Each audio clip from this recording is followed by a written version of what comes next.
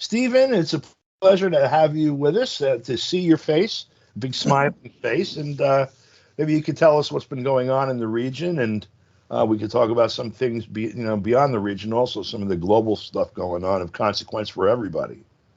Right, thanks, Don. Thanks for inviting me again. And there's, as usual, there's far too much going on both in the region and obviously in the rest of the world. And the conflict in Ukraine and the events in Nagorno-Karabakh, which are of some concern to people that pay attention to what's happening in world affairs, and all that's and there's just too much to talk about. Which just when you said it, where?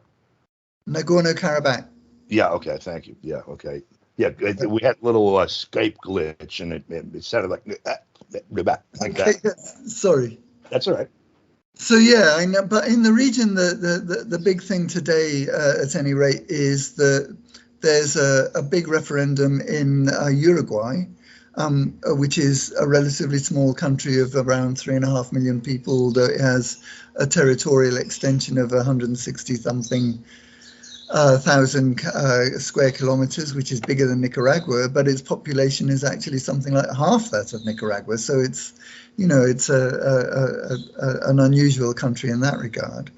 But the reason that Uruguay is important in regional terms, despite having such a small population, is that many people regard it as a kind of bellwether for the way opinion generally is going in Latin America and South America's southern cone.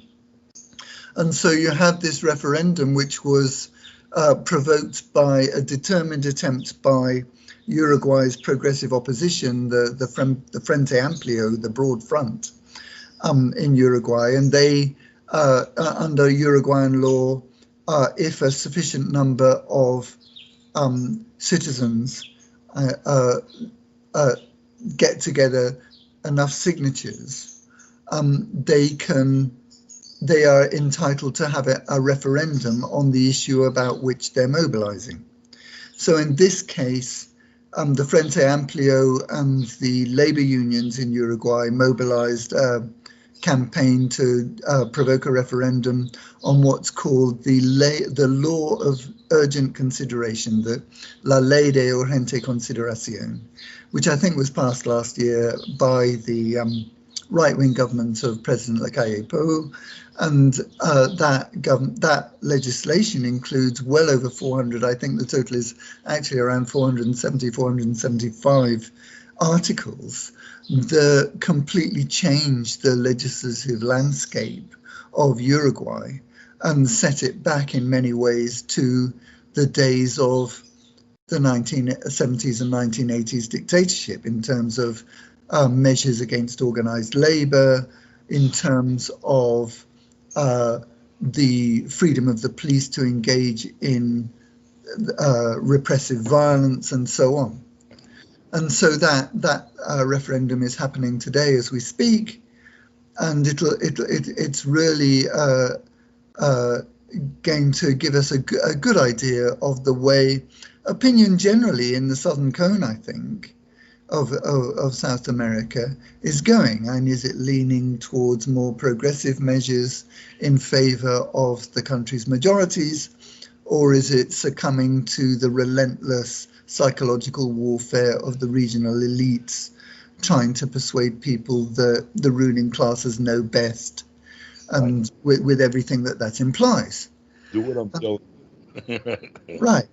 So, and let's see what happens about that.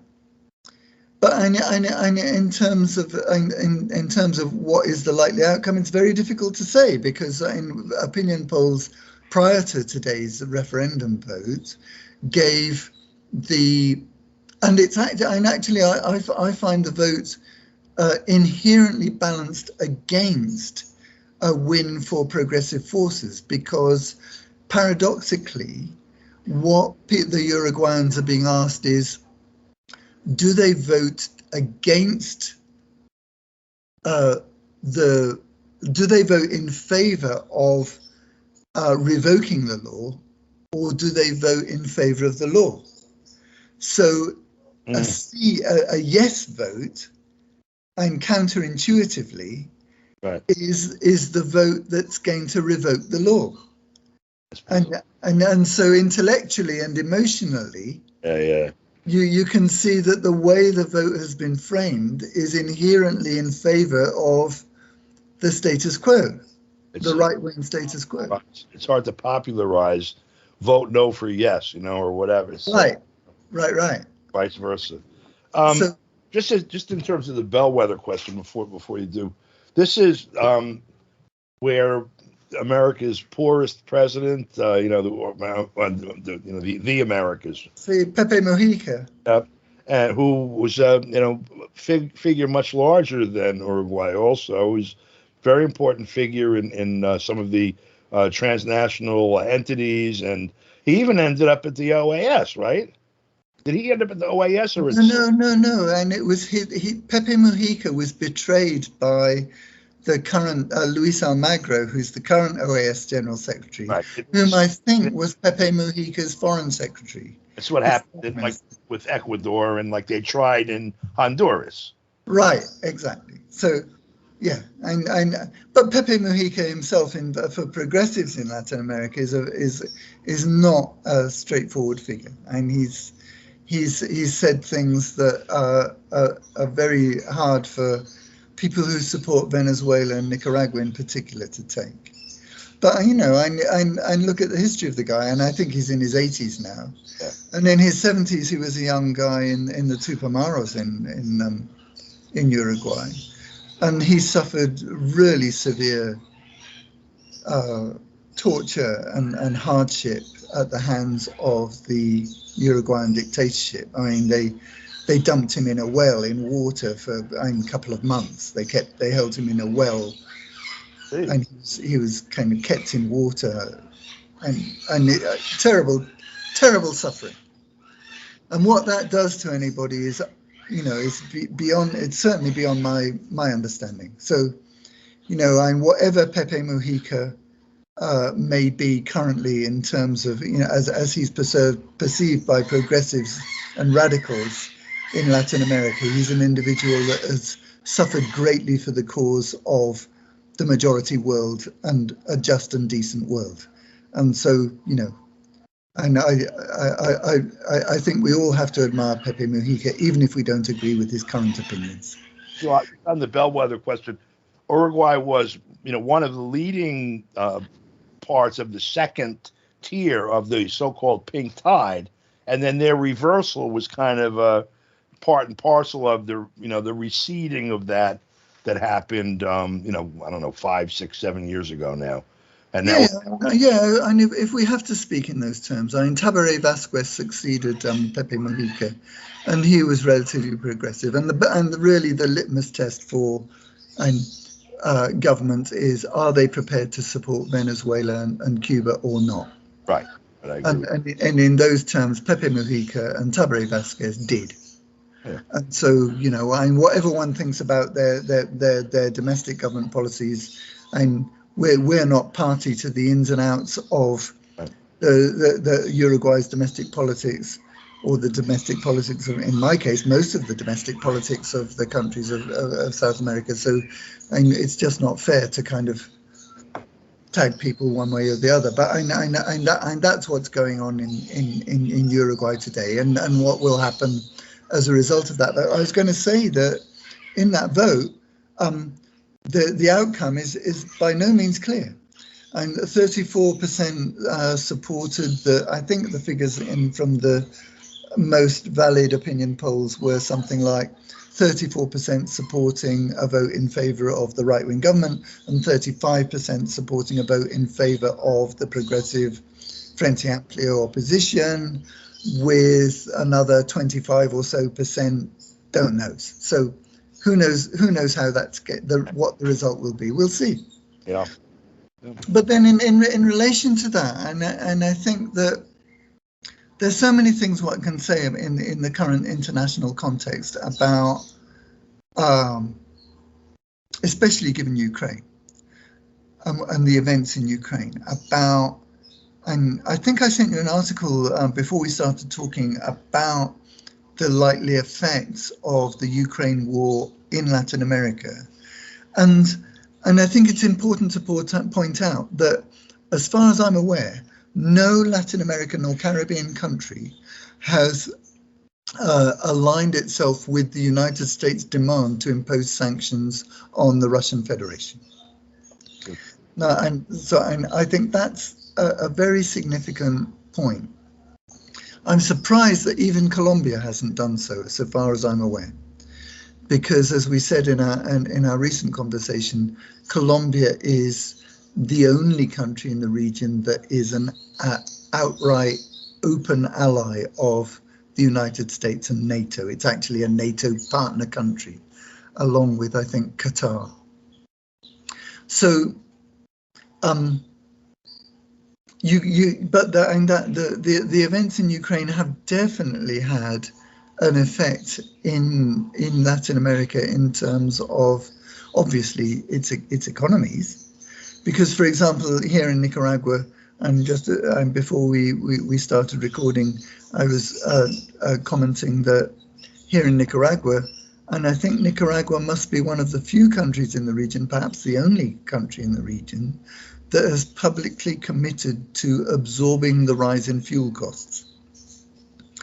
And I don't know of any other country in the region that's done that. Iran also is. I saw a report yesterday afternoon, I think, where Iran is also contemplating doing that too. Where, in other words, the state's going to pick up the difference in the fuel increase. Yeah, and it's not across the board in Nicaragua. I think there's one sector. I can't remember which one it is. I'm not sure if it's interurban transport or what. But there's one sector in which they're only going to absorb 50% of the price increase. But whether they absorb 100% or 50%, what you're talking about is a deliberate socialist policy to protect the population from inflation. Right. That's good. And so, and let's see how that pans out, or how long they're able to do it.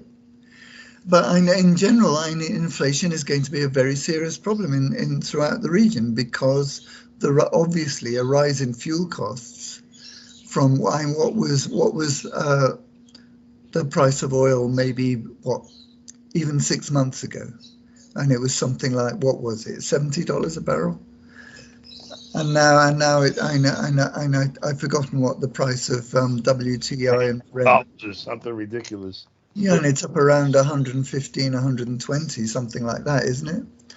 So, and that level of increase in oil prices for the region is going to hobble or their ability to maintain the very weak growth that the region was experiencing after having to cope with all the effects of the international measures that were taken to address COVID-19. And that's just a fact of life. But I'm here in Nicaragua, and the one of the things that we think is very positive for ourselves here in Nicaragua is that Nicaragua is practically self-sufficient in food production. And so it's unlikely that there'll be inflation in terms of rice and beans and maize, which are the staple grains of the Nicaraguan population depend on for their food. And so, at least in terms of food production and food costs, Nicaragua is quite well placed. And then in terms of its ability to produce low-cost electricity, I've been really shocked at the way that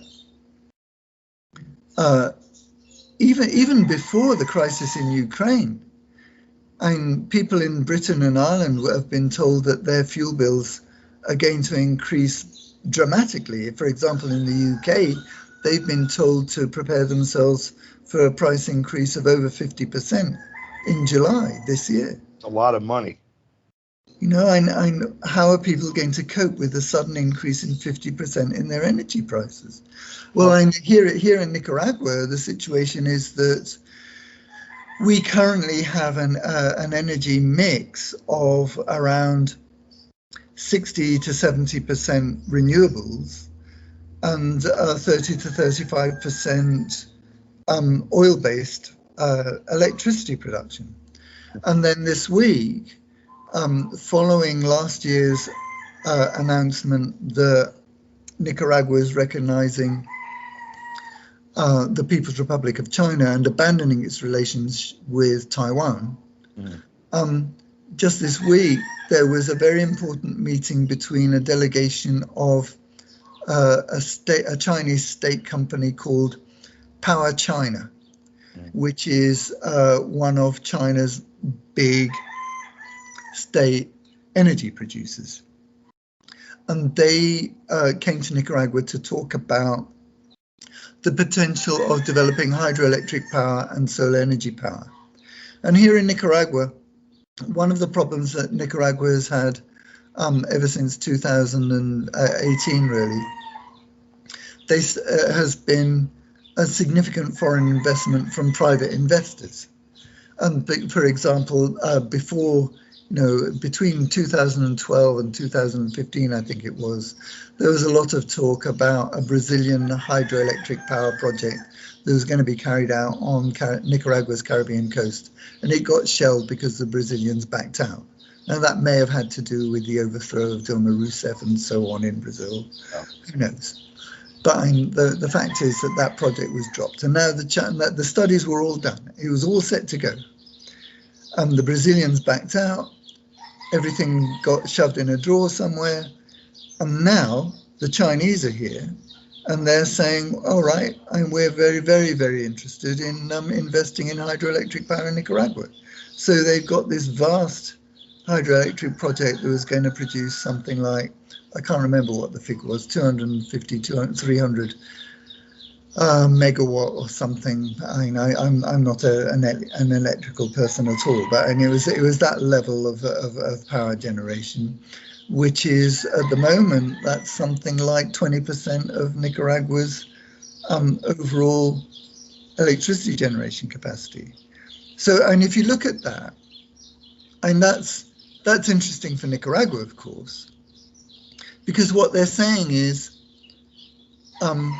okay, oil prices have suffered a massive hike. This is yet another shock for us after all the shocks that we've suffered over the last 5 years, including the failed coup attempt in 2018, and including the international measures, the effects of the international measures to address COVID-19. So what are we going to do? We need to, and now we have the dramatic increase in fuel prices. So what are we going to do? And their answer is, we're going to work with Chinese state energy companies, and we're going to completely transform our energy mix so that it's 100% renewable. That's what they're saying. So, but look at that in regional terms. What does that mean in regional terms? Perhaps I can best illustrate what that means in regional terms by referring to a meeting. I had the opportunity to translate the transcription of a meeting that was held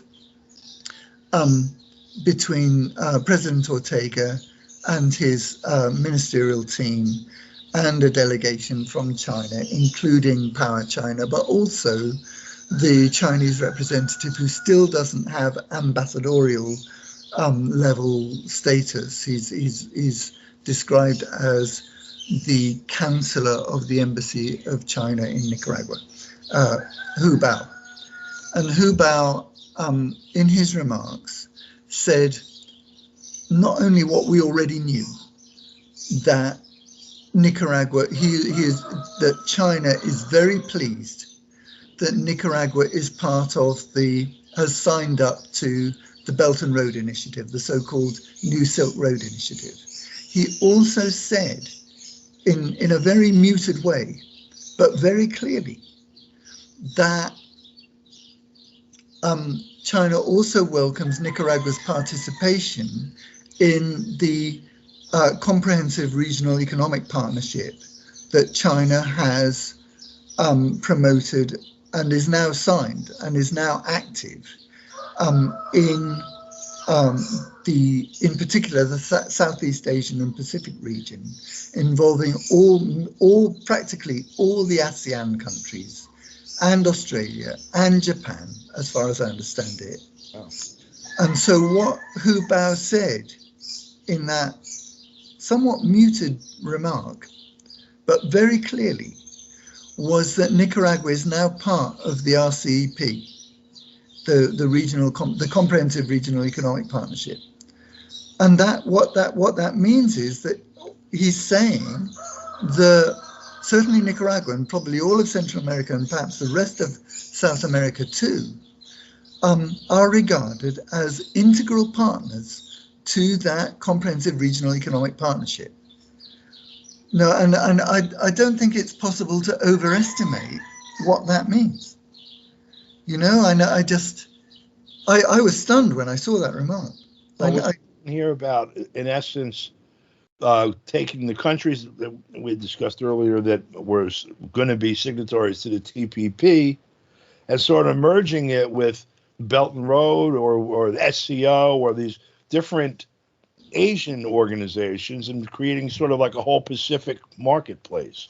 Yeah, and if you what does that mean in global terms, Don? Because given the war in Ukraine, given the Russian intervention in Ukraine, and the incredibly hysterical and insane response of what the West likes to call the international community, which is North America, Europe, Australia, New Zealand, and Japan. That's the international community. Right. And the hysterical response of those countries has been to try and what they're claiming is that they are going to be able to make Russia, the Russian Federation, a pariah country. Well, you know, in your dreams. Yeah. And so what does that mean? And Russia is going to, and so many people, I hate the word analysts, so many people who know a lot about these kinds of issues have explained to us that what Russia's going to do is form a partnership between the Eurasian Economic Union, the Chinese Belt and Road, the Comprehensive Regional Economic Partnership. And now you have the representative of China in Central America, because that's what he is essentially, Hu Bao, saying, okay, well, Central America is also going to be part of the Comprehensive Regional Economic Partnership. Right. You know, I don't think it's possible to exaggerate what that means in terms of the United States' influence in the region. So, and what do you think about that? Well, you end up with, you have Pacific Rim, basically, market. Okay, so you start on this side of it, Mexico, and then the Central American countries, except Belize. Belize doesn't touch the Pacific, right? No. And then, but you got Guatemala, El Salvador, Honduras has a little piece, right?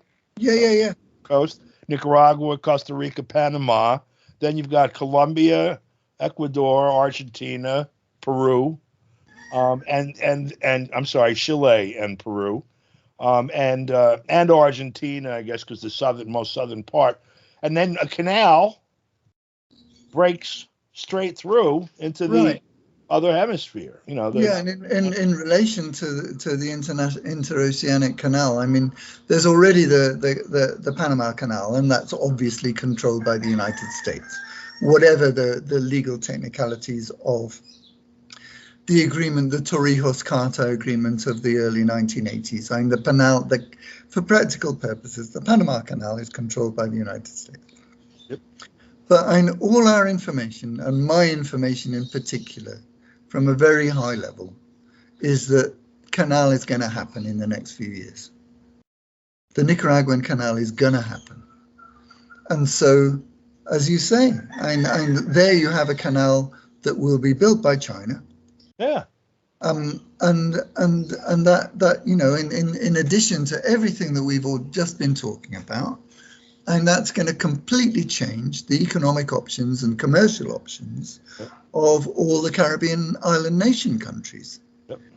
Goodbye Mare Nostrum, and that's Well, because the Caribbean, as soon as they crack through that piece of land there, right, you've got Colombia, okay, which you already have as a Pacific country anyway.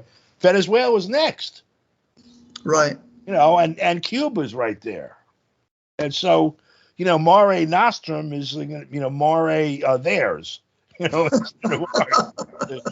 I forgot my Latin. I don't remember how I to. know, and I don't blame you. It's well worth forgetting. Get the picture. And given the events in Europe, right? Yeah. Anyway, and one of the things that I did want to comment on is that, and we've talked a lot about the difference between China's win-win economic philosophy and why that's more attractive to the region, and the United States' indebtedness enslavement option, which is what they've applied to Argentina over the last couple of years. But I think there's something more profound than that we should also mention, and that is that if you look at the model that China is promoting, what China is promoting is the idea that wealth is produced by productive investment. Right. So that you release the productive capacities of the countries that would otherwise not have the same level of investment that the People's Republic of China is able to provide. And if you contrast that with the United States model, which is a debt enslavement model, and how can you possibly expect the countries of Latin America to opt for the debt enslavement model that is going to condemn them to another decade or 2 decades or 3 decades of underdevelopment? Right. When you have China coming along and saying, hi, we're here, and what would you like to invest in to increase your productive capacity and increase your wealth generating capacity? Yep. And so I know that when you look at economics, there are all kind of collateral kind of things that are much more complicated.